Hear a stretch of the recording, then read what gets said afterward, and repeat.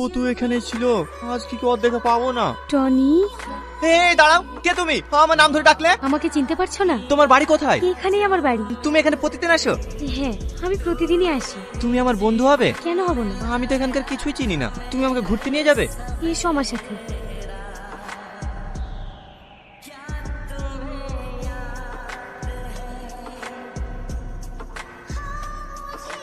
Tony, Tony, তুই এখানে একা একা বসে কি করছিস? আমি একা কেন হবো? আমার সাথে আমার বন্ধু আছে, সে আমাকে অনেক ভালোবাসে, আমাকে অনেক জায়গায় ঘুরতে লেগেছিল। কি এমন তোর কথা বলছি? কে তোর বন্ধু? তোর আমার বন্ধুকে দেখবি? দাঁড়া, মিলে আসছি।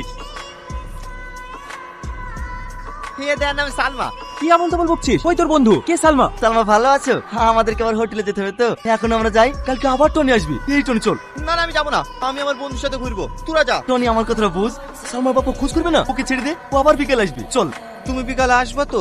হ্যাঁ আসবো, তুমি যাও। ঠিক আছে, আমি চলে গেলাম, তুমি সাবধানে যাও।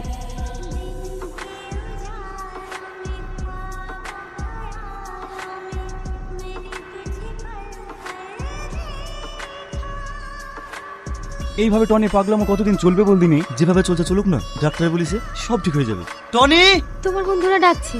বল। অনেক বেলা হয়ে গেল, চ। না, আমি যাবো না, তোরা যা, আমি পরে যাবো। যাবো না বললে হবে, রুমে যেতে হবে, চ।